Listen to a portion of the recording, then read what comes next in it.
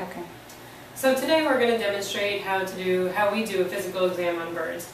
For a lot of people, bringing their bird to the vet is a new experience, and a lot of people just don't know what to expect as far as what we do when we take a look at them. So first what we do is we actually cradle them in a towel. We hold them, we use the towel to wrap around them and corral their wings so that they can't flap and injure themselves. And then one hand holds them right around their head with a finger under each jaw.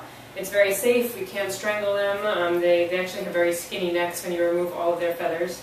We never actually compress or hold them around their chest because that actually can interfere with breathing. And then the other hand is used to hold their feet so that they feel secure. So once we have the bird picked up and held appropriately, I always do an exam the same way, and I start at the head, and I look at the eyes first and make sure that the pupils respond to light normally. And it's a good time when they're trying to bite the light source to also take a look in their mouth. You can assess birds for hydration by taking a look and seeing how the skin above their eyelid returns to normal when it's lifted up. Just like that, so I always do that. And again, take a good look in the mouth, and then the nostrils sit right on top of the beak here, and I take a good look at those too.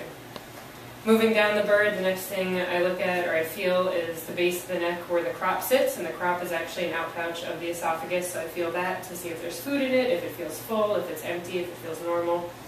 Then I move down the bird's body and feel right where the heel or the breastbone is to assess their body condition and see how well muscled they are, or if they're too skinny or actually overweight. Now I take a listen to them and listen to their heart and lungs.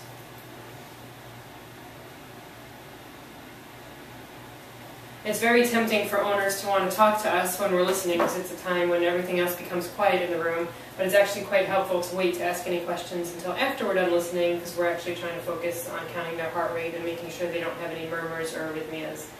After we listen to the chest, I move down and I feel the belly. And I make sure that it feels nice and empty, that there's no masses, nothing feels distended.